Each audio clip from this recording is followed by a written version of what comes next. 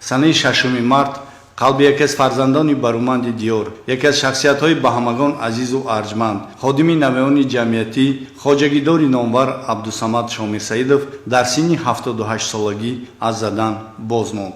марги беамон шахсеро аз байни мо рабуд, ки умри гаронмоя ва тамоми ҳастии худро ба хизмати халқу ватан ва ободонию пешрафти кишвар бахшида буданд.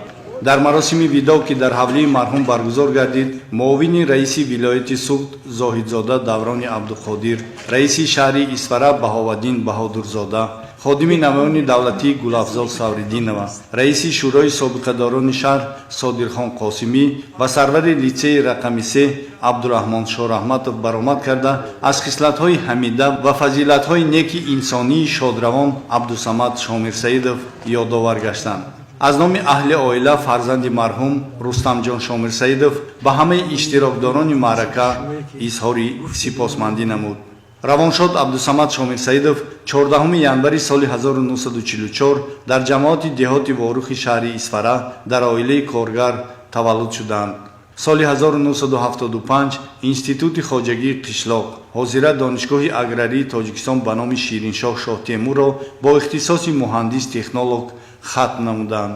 фаъолияти корияшон аз соли 1960 ба ҳайси хаткашони колхози Правда оғоз гардида, аз соли 1967 то соли 1969 ҳамчун раиси комитети коргарии совхозтехникуми ноҳияи Масчоҳ, аз соли 1969 то соли 1971 инженери гостехнадзори хоҷагии қишлоқи шаҳри Исфара, аз соли 1971 то соли 1975 инструктори шӯъбаи хоҷагии қишлоқи комитети партиявии шаҳри Исфара, аз соли 1975 то соли 1979 директори иттиҳодияи бурдоқипарварии моли шохдори ба номи 50-солагии Тоҷикистон, аз соли 1979 то соли 1987 раиси правлении колхози Правдаи ноҳияи Исфара, аз соли 1987 то соли 1988 ҷонишини раиси комитети агросаноатии вилояти Ленинобод, аз соли 1988 то соли 1990 директори генералии иттиҳодияи таъминоти техникии хоҷагии қишлоқи вилояти Ленинобод,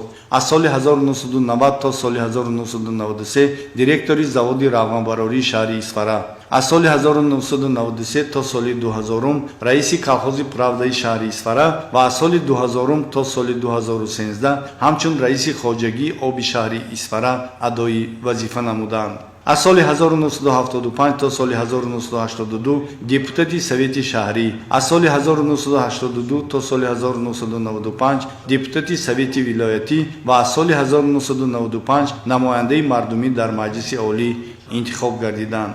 барои дастовардҳои шоён ва саҳми назаррасшон дар рушди соҳаи кишоварзӣ бо ордени дӯстии халқҳо, медалҳо, унвони корманди шоистаи ҷумҳурии Тоҷикистон, ифтихорнома ва дигар мукофотҳои арзишманди соҳавӣ сарфароз гардонда шуданд. марҳум Абдусамад Шомирсаидов на танҳо фидоии корҳои ҷамъиятиву сиёсӣ, балки падари ғамхор ва роҳнамои беҳтарини ҳаёт барои фарзандону шогирдон маҳсуб меёфтанд.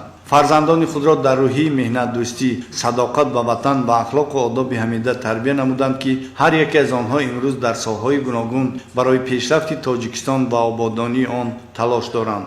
мафсуф даҳҳо нафар мутахассисони ҷавони соҳаро тарбия намуданд, ки имрӯз давомдиҳандаи кори ин марди асилу меҳанпараст мебошанд. хизматҳои шоистаю шоёни ба манфиати миллату давлат анҷомдодаи фарзанди содиқи ватан Абдусамад Шомирсаидов ҳеҷ гоҳ аз ёду хотири халқ фаромӯш нахоҳад шуд.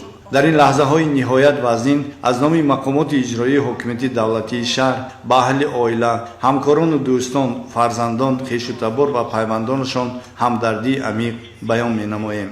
боварӣ дорем, ки зиндагиномаи ин фарзанди баруманди диёр барои наслҳои имрӯзу фардо дарси меҳнатдӯстиву меҳанпарастӣ ва садоқат ба ватан хоҳад буд.